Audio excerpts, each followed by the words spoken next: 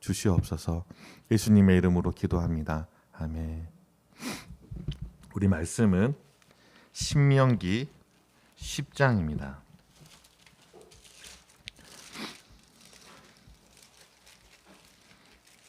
신명기 10장 14절과 15절 말씀입니다.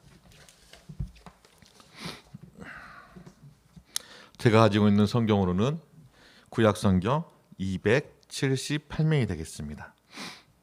제가 12절부터 13절까지 읽고 14절 15절은 같이 읽겠습니다. 이스라엘아, 내 하나님 여호와께서 내게 요구하시는 것이 무엇이냐? 곧 내 하나님 여호와를 경외하여 그의 모든 도를 행하고 그를 사랑하며 마음을 다하고 뜻을 다하여 내 하나님 여호와를 섬기고 내가 오늘 내 행복을 위하여 내게 명하는 여호와의 명령과 규례를 지킬 것이 아니냐. 14절입니다. 하늘과 모든 하늘의 하늘과 땅과 그 위의 만물은 본래 내 하나님 여호와께 속한 것이로되 여호와께서 오직 내 조상들을 기뻐하시고 그들을 사랑하사 그들의 후손인 너희를 만민 중에서 택하셨음이 오늘과 같으니라. 아멘. 기도하겠습니다. 사랑의 하나님 아버지, 감사합니다. 오늘 또 우리의 발걸음을 주의 전으로 불러 모아 주시고 하나님 말씀 앞에 섰습니다. 우리의 마음의 밭이 옥토의 밭과 같이 기경하여 주시옵시고 그 마음의 밭에 이 말씀의 씨앗이 심겨져 또 한 주간을 살아가는데 힘이 되어지는 말씀이 될 수 있도록 인도하여 주시옵소서. 닫혀있던 귀를 열어주시고 어두운 우리의 마음을 깨워주셔서 하나님의 살아계신 말씀을 통하여 또 하나님과 인격적인 만남이 있는 귀한 예배의 시간 될 수 있도록 인도하여 주시옵소서. 예수님의 이름으로 기도합니다. 아멘. 성경에 보면은 살아갈 날이 얼마 남지 않은 시점에 자신의 자녀들에게 유언을 하는 말씀들이 종종 기록되어 있습니다. 유언이라고 하면 이제 자신이 살 날이 얼마 남지 않음을 알고 이 땅에 남겨진 자녀들에게 하는 말이기에 무엇보다도 자신의 살아왔던 그 삶을 되돌아보며 잘못되고 후회했던 그런 일들에 대하여 자녀들 또한 자신과 같이 반복되어지는 그런 실수를 하지 않도록 권면할 뿐만이 아니라 그 자녀들이 진정 이 땅에서 행복하게 살아가는 것을 바라면서 하는 말씀이지 않겠습니까? 어떻게 보면은 오늘 우리가 읽은 이 본문의 말씀을 포함한 이 신명기의 이 말씀 또한 마찬가지로 이스라엘에게 들려주는 이 모세의 유언과도 같은 말씀이라고 볼 수가 있습니다. 자신의 약속의 땅에 그토록 들어가고 싶어 했지만 그는 결코 그 가나안 땅에 들어가지 못하였습니다. 가네스의 무리밭 사건으로 인하여 하나님의 명령을 거역함으로 들어가지 못하게 되었지만 가나안에서 앞으로 살아가게 될 이스라엘을 향하여 하나님이 요구하시는 바, 즉 원하시는 바가 무엇인지를 분명히 알고 깨달아 그 말씀에 순종함으로 행복한 삶을 살아가기를 바라는 그러한 요문을 담아서 하신 말씀이라는 것이죠. 모세는 이스라엘을 향하여 하나님을 경외하여 그의 모든 도를 행하고 그를 사랑하며 마음을 다하여 뜻을 다하여 하나님을 사랑하고 온전히 섬기는 것이 하나님이 원하시는 것이다 라고 말씀하신 다음에 곧 오늘 가나안에서 살게 될 때 이스라엘 자신의 행복을 위한 것임을 말하고 있습니다. 즉 하나님이 원하시는 것은 하나님의 필요에 의하여서 요구하시는 것이 아니라 그 모든 것들이 이스라엘 백성의 행복을 위한 것임을 이 모세는 이야기하고 있는 것이죠. 사람은 자신의 행복을 무엇보다도 소중하게 생각하고 그 행복을 위해 오늘 또 힘을 다해 살아가기에 그 행복을 누리기 위해 여호와의 명령과 규례를 지키는 것이 아니냐라고 13절에 이스라엘을 향하여 질문을 하고 있는 것이죠. 우리가 여기까지 저번 시간과 저저번 시간에 살펴본 말씀입니다. 그렇다면 모세가 왜 이렇게 내 행복을 위하여 내게 명하는 여호와의 명령과 규례를 지킬 것이 아니냐라고 이렇게 묻고 있는 이유가 무엇이겠습니까? 그건 이스라엘이 하나님의 계명과 그에 따른 자신들이 감당해야 할 그런 의무들, 즉 다른 말로 바꿔 말하면 개인에게 주신 소명이 있지 않겠습니까? 이 소명에 대하여서 아무런 생각이 없거나 또는 그것에 대하여 귀찮게 여기고 있는 이스라엘의 모습들이 있기 때문인 것이죠. 하나님은 우리에게 말씀을 주십니다. 그리고 그 말씀은 우리가 이 땅에서 그리스도인으로서 어떻게 살아가야 할 그러한 삶의 규칙들을 담고 있는 것이죠. 그리고 우리는 그 말씀 속에 담겨져 있는 하나님을 알고 또 우리가 살아가야 할 그 삶의 규칙들을 행함으로 우리가 하나님께 영광을 돌리는 삶을 살아갈 수가 있는 것입니다. 그런데 우리는 이런 하나님의 계명과 또 우리에게 주신 그 의무에 대하여 귀찮게 생각할 때가 참 많다는 것이죠. 오늘날 많은 사람들이 즐겨 쓰는 단어 가운데 하나가 귀찮다라고 하는 단어입니다.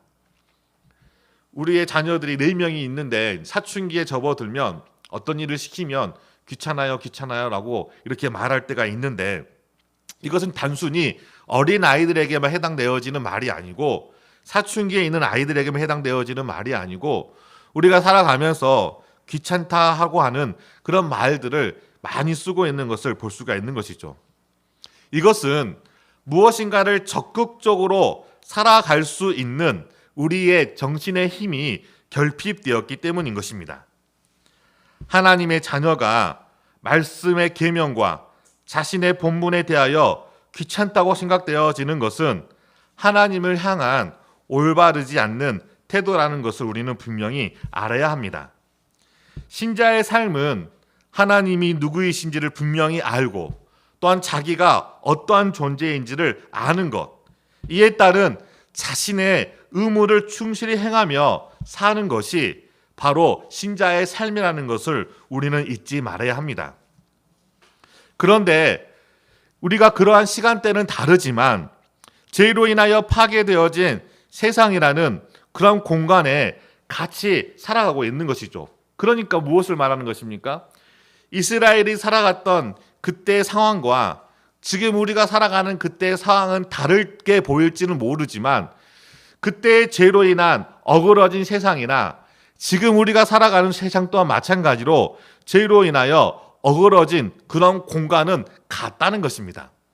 그렇기 때문에 이스라엘 백성들이 가졌던 하나님의 그 책임, 하나님이 주신 그 의무, 즉 소명과 자신의 그 책임을 귀찮게 여기었던 것처럼 오늘 이 시대를 살아가는 그리스도인도 마찬가지라는 것이죠. 일제의 압제로부터 해방 이후에 열강의 패권 아래 사상의 희생으로 인하여 남과 북이 나누어지고 더욱이 동족 상잔의 비극인 6.25를 거치면서 빠른 속도로 우리나라는 사회와 정치와 경제와 문화 등 그 모든 면에서 빠르게 발전하고 성장하였습니다. 그로 인하여서 우리는 무엇보다도 풍부함 속에서 살아가고 있는 것이죠. 그 가운데 한국 교회도 세계가 놀랄 만한 성장을 이루었습니다. 민속신앙과 유교 그리고 불교로 세워진 이 땅에 복음의 씨앗이 뿌려지고 그 복음을 통해 흐르는 수많은 순교자의 피로 교회가 세워지고 이 교회는 시대적인 아픔과 현실적인 곰핍함과 함께 질적으로나 양쪽으로나 폭발적인 그런 성장을 이루어 왔습니다.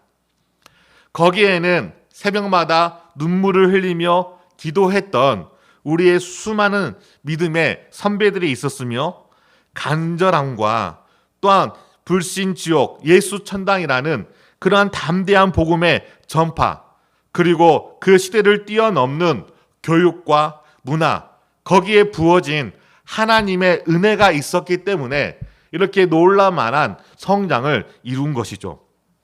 그러나 암울했던 60년대와 70년대를 거치면서 눈부시게 선장한 경제와 함께 급속도로 한국 교회도 성장을 하였지만 어느 순간 하나님을 향한 간절함은 조금씩 사라지고 이 이스라엘과 같이 하나님이 없는 풍요로움 속에 영적인 빈곤함은 더욱더 심해져 가게 되어졌던 것이죠. 더욱이 전 세계를 강타한 이런 코로나는 이런 영적인 빈곤을 더욱더 가속화시켜 주었습니다. 이런 영적인 빈곤이 있는지를 보여주는 단적인 예가 무엇이겠습니까? 그것은 바로 귀로만 듣는 신앙인이 되어져 버린 것이죠. 종교의 자유로 인해 우리는 너무나 편안하고 쉬운 그러한 신앙생활을 하고 있습니다. 국내뿐만이 아니라 해외에서도 사람들이 좋다고 하는 그러한 설교의 영상들이나 또는 우리의 신앙을 더욱더 견고하게 하며 하나님을 아는 지식에 자라가 깊이 있는 신앙의 성숙과 부흥을 가져오기도 하였지만 고난과 시련을 헤치며 믿음을 지켰던 과거의 우리의 선배들의 모습과는 다른 너무나 연약한 그리스도인들을 양성하게 되어진 것이죠.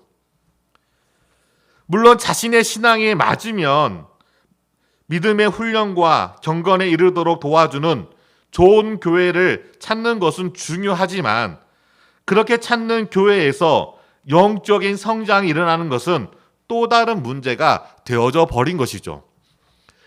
수많은 좋은 설교를 듣는 그런 환경 속에서 수많은 그리스도인들이 영적으로 더욱더 성장하며 교회는 더욱더 부흥해야 되지 않겠습니까? 그러나 이러한 풍요로움 속에 듣는 귀로서만의 신앙으로 인하여서 더욱더 우리의 마음의 상태, 즉 영혼의 상태는 공고한 상태가 되어져 버린 것입니다. 이 모든 것은 풍요 속에서 더욱더 영적으로 결핍한 상태의 그리스도인의 현재의 모습을 보여주고 있는 것입니다. 왜 그렇습니까? 왜 이렇게 많은 그리스도인들이 연약한 상태가 되어져 버린 걸까요? 풍요 속에 살아가지만 영적으로는 더욱더 공핍한 상황 속에 놓여지게 되어진 것일까요? 그것은 바로 우리의 영적인 힘, 이 영혼의 힘이 결핍되었기 때문인 것입니다. 하나님의 자녀가 하나님의 말씀의 계명과 자신이 살아가야 할 신앙의 본분에 대하여 중요하게 생각하지 않는 것은 하나님을 향한 올바르지 않는 태도라는 것이죠. 그리스도인의 삶은 하나님이 누구인지를 분명히 알 뿐 아니라 장성한 분량에 이르도록 더 깊이, 더 넓게, 더 높이 알아가기를 힘써야 한다는 것입니다. 그런데 우리의 영혼의 힘이 연약하기 때문에 이렇게 해야 함에도 불구하고 그렇게 행하지 못하는 삶을 살아가게 된다는 것이죠. 그러니까 영적으로 해야 할 일들을 우리가 직면하게 되어졌을 때 우리의 입술에서 귀찮다라고 하는 단어가 나올 수밖에 없는 것입니다. 말씀을 통해 우리가 어떻게 살아가야 하는지에 대한 삶의 도리에 충실해 행하며 사는 것이 하나님 보시기에 가장 좋은 상태라는 것을 알매도 불구하고 그렇게 살아가지 않는다는 것이죠. 그게 바로 이 시대를 살아가는 그리스도인들의 교회의 심각한 문제라는 것을 우리는 분명히 알아야 합니다. 그래서 모세는 우리의 행복이 하나님에 대한 암과 관계를 가지고 있기에 하나님이 우리에게 요구하시는 진리의 말씀에 이어서 하나님이 어떤 분이신지에 대하여 우리에게 제시해주고 있습니다. 곧 우리의 영혼의 힘은, 즉 영적인 힘은 이 세상에 있는 자원들을 얻음으로 채워지는 것이 아니라 마치 우리 육체가 건강해지기 위해서는 좋은 음식을 먹고 운동을 통하여서 우리의 육체를 단련시키는 것처럼 세상에 있는 그런 자원들을 우리의 영혼의 힘, 우리의 영혼을 단련시켜주지 않는다는 것이죠. 무엇으로 이 곰핍한 우리의 영혼의 힘을 단련시키고 풍성하게 할 수 있을까요? 그것은 바로 하나님으로부터 오는 하늘의 자원이라는 것입니다. 그러니까 우리는 하나님을 더욱더 심써 알 때 우리의 이 영혼의 곰핍한 상태로부터 벗어날 수가 있는 것이죠. 이것을 너무나도 잘 알고 있었기에 모세는 하나님이 요구하시는 것에 이어서 하나님이 어떠한 분이신지를 우리에게 가르쳐주고 있는 것이죠. 14절 말씀이 바로 그 말씀인 것입니다. 모세는 마음을 다하고 뜻을 다하여 내 하나님 여호와를 섬기라 라고 명령한 다음에 하나님이 모든 것의 주인이 되심을 우리에게 설명을 하고 있습니다. 14절을 다시 한번 보겠습니다. 같이 읽겠습니다. 시작. 하늘과 모든 하늘의 하늘과 땅과 그 위의 모든 만물은 본래 내 하나님 여호와께 속한 것이로되. 여기서 원문을 보면은 생략되어진 단어가 있어요. 감탄을 나타내어지는 헨이라는 히브리어 이 단어가 생략되어 있습니다. 그러니까 이 14절 2절에 뭐라고 이야기하고 있냐면 모세는 보라라고 하고 이야기하고 있는 거예요. 즉 이 단어는 어떤 우리의 시선을 돌리거나 주의를 끌게 하는 표현으로 지금 이스라엘의 주의를 끌기 위하여 모세는 이 감탄사인 이 헨을 이 단어를 사용하고 있는 것이죠. 즉 모세가 말하고자 하는 바가 무엇입니까? 모든 하늘의 하늘, 땅, 그 위의 만물이 본래 하나님께 속한 것. 쉽게 말하면 모든 만물이 하나님의 것이라는 사실을 강조하기 위하여 이스라엘 백성들을 향하여 보라, 하늘의 위에 하늘, 땅과 땅 위의 모든 것들이 하나님의 소유가 된다라고 우리에게 가르쳐주고 있는 것이죠. 시인도 시편 24편 1절에 다음과 같이 말씀해주고 있습니다. 땅과 거기 충만한 곳과 세계와 그 중에 거하는 자가 다 여호와의 것이로다 라고 고백하고 있는 것이죠. 특별히 여기에서 이 하늘이라고 하는 이 단어는 천상의 세계를 포함한 우주와 하늘나라 그 모든 것을 의미합니다. 우리말 성경에는 하늘과 모든 하늘의 하늘이라고 되어 있지만 히브리 원문의 성경에 문자적으로 해석하면 하늘 중에 하늘로 가장 높은 하늘이라는 것을 뜻합니다. 그러니까 하나님은 가장 높은 그 모든 것들조차도 하나님께 속하여져 있음을 우리에게 말해주고 있는 것이죠. 이러한 비교법을 사용하고 있는 것을 우리가 다음에 살펴보겠지만은 15절에 나와 있는 문맥과 아주 밀접한 관계를 가지고 있습니다. 이처럼 하늘과 땅과 그 위의 모든 만물이 하나님께 속해 있었다. 이 말은 무엇을 말하는 것입니까? 모든 것을 소유하시는 하나님이시라는 것을 이야기하고 있는 것이죠. 즉 만물의 주인이 되시는 하나님을 우리에게 말해주고 있는 것입니다. 왜냐하면 하나님께 속하였다라고 하는 그런 의미 안에는 만물이 하나님에 의하여 창조되었을 뿐만이 아니라 그리고 그 만물이 지속되어질 수 있도록 보존하며 그리고 그 만물이 올바른 목적을 향하여 갈 수 있도록 하나님이 다스리신다라고 하는 이 세 가지의 의미가 담겨져 있는 거예요. 그러니까 우리가 보통은 내가 하나님께 속하였습니다 라고 말하고 있는 그 의미 안에는 세 가지가 담겨져 있다는 거예요. 하나는 내가 하나님으로부터 창조되었다. 그리고 내 생명이 하나님께서 유지하고 계신다는 거예요. 그러니까 하나님께서 내 생명을 붙잡고 있기 때문에 우리가 살아가는 것이고 또 한 사람 한 사람에게 주신 그 삶의 길이가 다하면 살아가는 삶이 다하면 하나님 생명을 붙잡는 것을 놓은 것이죠. 그러면 우리가 죽는 거예요. 그러니까 우리의 삶의 모든 것들은 하나님이 유지하고 계시기 때문에 유지되어지는 거예요. 내가 애쓰고 있다고 해서 돈을 벌고 그 많은 물질을 쌓고 명예를 쌓고 인기를 쌓아서 내가 세상을 살아가는 것처럼 보이지만 그것은 잘못된 생각이고 하나님이 우리를 붙잡고 유지하고 보존하고 있기 때문에 지금 오늘 또 내가 이 자리에 앉아서 하나님께 예배할 수가 있는 거예요. 그리고 하나님께서 우리의 삶을 다스리는 것이죠. 무엇을 향하여? 우리가 하나님의 아름다운 덕을 향하여 하나님께 온전히 갈 수 있도록 우리를 다스리는 것이죠. 이게 바로 하나님이 소유하시다 라는 의미에 담겨져 있는 세 가지 표현이라는 것입니다. 그러니까 우리를 창조하셨을 뿐만 아니라 우리를 보존하시고 우리를 다스리시는 하나님, 다른 말로 말하면 우리의 주인이 되시는 하나님이시라는 것을 드러내는 것이죠. 이 모든 만물이 하나님의 것이기 때문에 하나님은 모든 만물의 주인이 되심을 잊지 마시기 바랍니다. 바울도 예전에서 전도할 때 사도행전 17장 24절에서 25절에 다음과 같이 말씀합니다. 우주와 그 가운데 있는 만물을 지으신 하나님께서는 천지의 주제시니 손으로 지은 전에 계시지 아니하시고 또 무엇이 부족한 것처럼 사람의 손으로 섬김을 받으시는 것이 아니니 이는 만민에게 생명과 호흡과 만물을 친히 주시는 이심이라 라고 하나님에 대해서 말씀해 주고 있는 것이죠. 보십시오.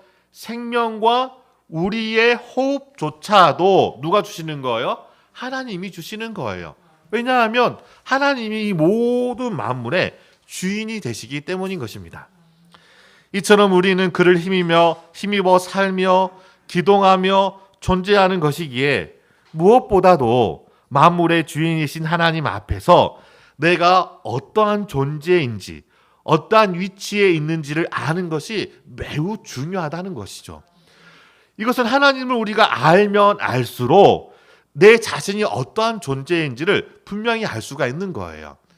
그래서 칼빈은 이 세상은 두 가지의 지혜로 이루어져 있는데 하나님을 아는 지혜와 세상을 아는 지혜로 이루어졌다라고 말하고 있어요. 그런데 세상을 아는 지혜, 즉 나를 아는 지혜는 하나님을 온전히 알 때 비로소 우리는 세상과 나를 알 수가 있다라고 칼빈은 기독교 강요에서 우리에게 말해주고 있는 것입니다. 신앙은 하나님의 목전에서, 즉 하나님 앞에서 내가 어떠한 위치에 있는지를 분명히 아는 것으로부터 시작되어집니다. 창조주가 아닌 피조물의 위치가 바로 우리가 있어야 할 자리이며 이 자리에 있을 때 사람은 창조주이신 하나님을 인정하고 그분을 더욱더 의지하며 살아가게 되어지는 것이죠. 그러나 죄는 어떠합니까? 우리가 있어야 할 그 위치, 알아야 할 그 위치에 대하여서 망각하게 만듭니다. 창세기 3장은 죄가 어떻게 시작되어지는지를 우리에게 가르쳐주고 있는데 창세기 3장 4절과 5절의 말씀에 보면은 다음과 같이 말하고 있습니다. 뱀이 여자에게 이르되 너희가 결코 죽지 아니하리라. 하나님은 너희가 이것을 먹는 날에는 정녕 죽으리라 라고 말했는데 뱀은 그 말에 대하여서 내가 잘못 알고 있는 것이다. 이 하나님의 말씀을 교묘하게 속이는 것이죠. 그러니까 유혹은 전혀 엉뚱한 것으로 우리를 유혹하지는 않아요. 유혹은 우리가 너무나 익숙하고 너무나 친근한 하나님의 말씀을 교묘하게 비틀어서 우리를 유혹한 것이죠. 그래서 이단들의 이 말씀들을 보면은 맞는 것 같아요. 교회에서 가르쳐주지 않는 정말로 우리가 궁금했던 그곳을 긁어주는 것처럼 맞는 것 같은데 교묘하게 비틀어서 우리를 미혹하는 것이죠. 이 뱀을 보시기 바랍니다. 뱀이 여자에게 이르되 너희가 결코 죽지 아니한다. 죽지 아니한다. 너희가 그것을 먹는 날에는 너희 눈이 밝아져. 실제적으로 눈이 밝아지지 않았습니까? 자기의 부끄러움을 알고 벗음을 알고 부끄러움을 알고 옷을 지어서 입게 되어지는 것이죠. 어떻게 보면은 이 사탄의 말이 틀린 말은 아니라는 거예요. 너희 눈이 밝아져 하나님과 같이 되어 선악을 알 줄 하나님이 아심이라. 중요한 포인트는 하나님과 같이 된다는 것이죠. 자기가 있어야 할 위치를 망각하는 거예요. 그래서 자기 위치를 버리고 하나님이 있어야 할 위치, 하나님과 같이 된다는 것은 결국 곧 자신의 위치를 망각하여 하나님이 있어야 할 위치에 자신이 올라서는 것을 의미하는 것이죠. 그래서 자신이 자신의 삶의 모든 것의 주인인 것 마냥 살아가는 것, 그것이 바로 성경에서 말하는 죄라라고 말하고 있는 것이죠. 이와 같은 죄에 빠져 살아갈 때 우리는 이처럼 내 삶의 주인인 것처럼 살아가게 되어지는 것입니다. 그러한 삶은 고통의 삶이고 죄로 인한 죽음의 영향력 아래 살았던 우리의 삶이라는 것을 잊지 마시기 바랍니다. 왜 고통의 삶입니까?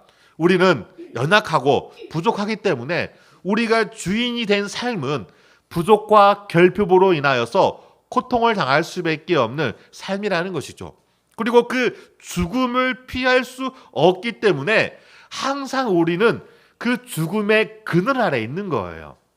모든 사람들은 태어난 순간 죽음을 향하여 달려가고 있습니다. 세월이 지나감에 따라 젊었을 때는 그것을 잘 인지하지 못해요. 왜냐하면 자신의 젊음이 영원할 것처럼 생각되기 때문인 것입니다.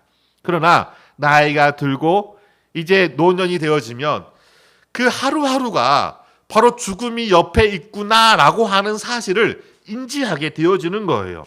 이와 같이 죽음의 영향 아래 살아가기 때문에 그러한 삶은 비참한 삶이 되어줄 수밖에 없는 것이죠. 그러한 우리를 불쌍히 여기셔서 하나님은 예수님을 우리에게 보내주신 것이죠. 고통 가운데 헤매고 있을 때 그리스도를 통해 우리를 구원하여 주셨을 뿐만이 아니라 보지 못하였고 듣지 못하였고 깨달지 못하였던 우리에게 참 빛을 비추어 주셔서 온 우주의 만물의 주인이신 하나님을 다시금 알게 하신 것이죠.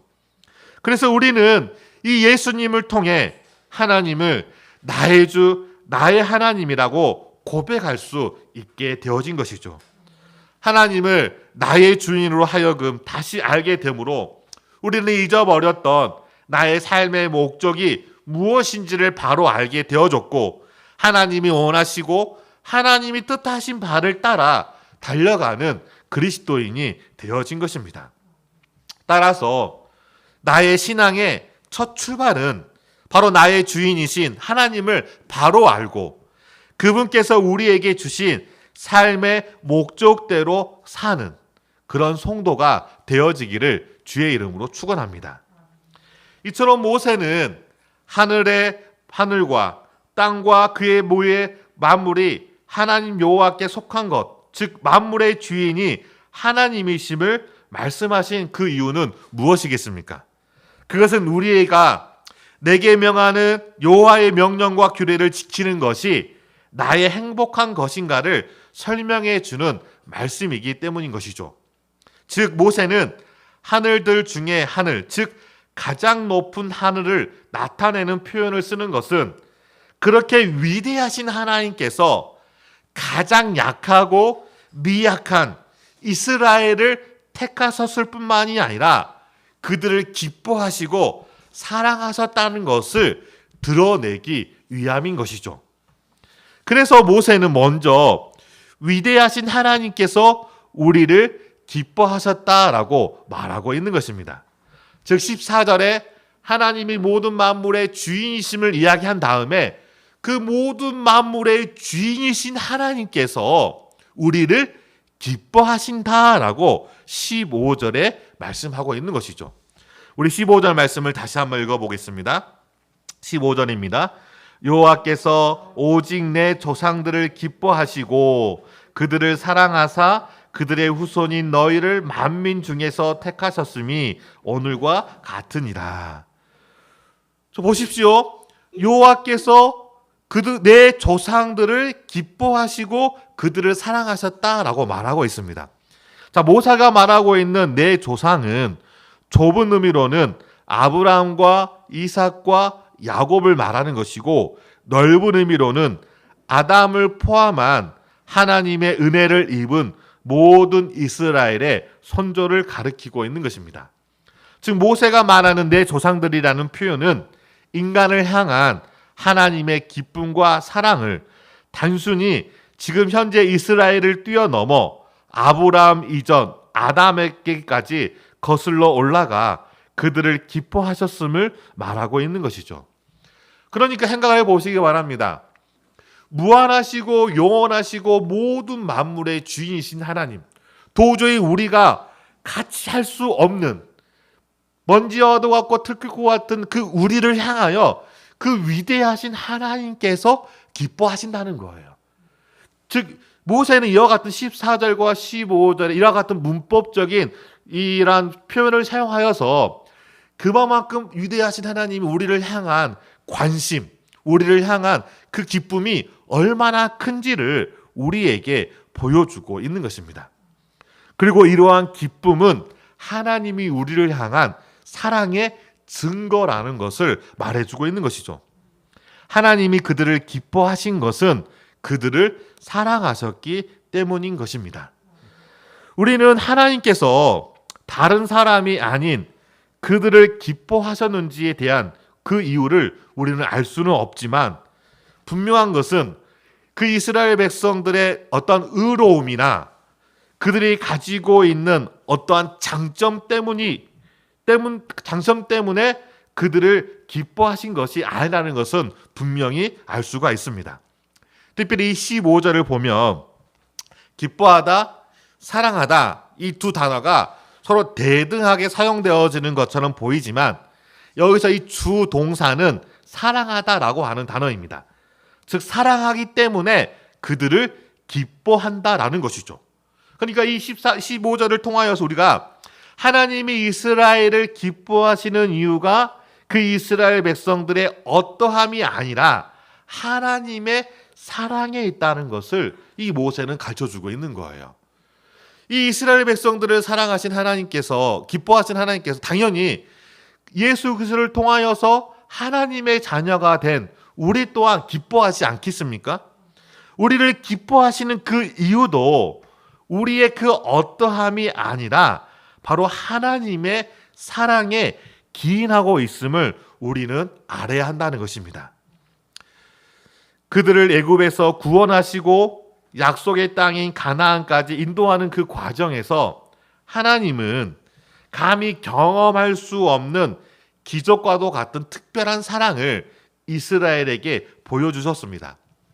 그럼에도 불구하고 이스라엘은 때와 시를 가리지 않고 하나님을 옹망하고 하나님을 불평하였던 것이죠.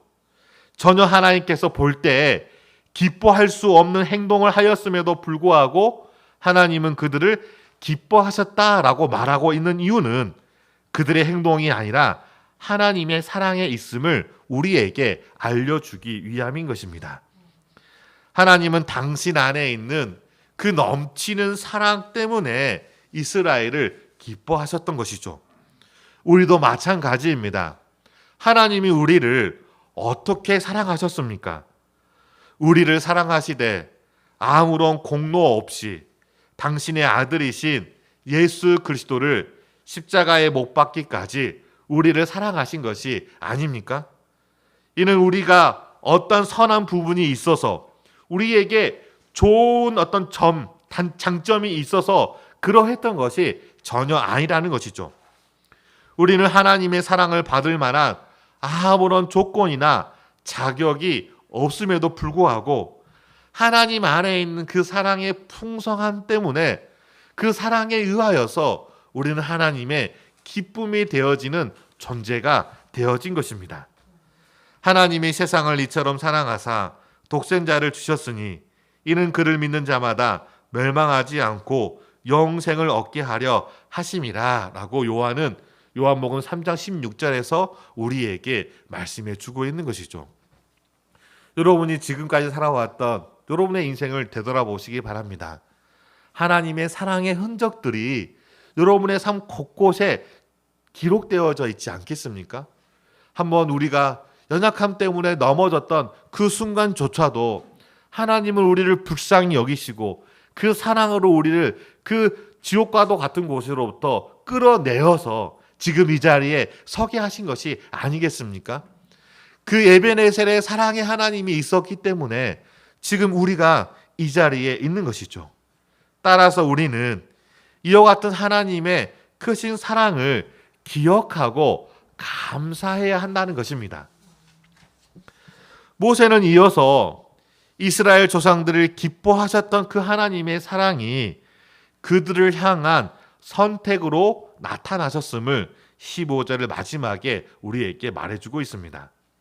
여호와께서 내 조상들을 기뻐하시고 그들을 사랑하사 그들의 후손인 너희를 만민 중에 택하셨음이 오늘과 같으니라.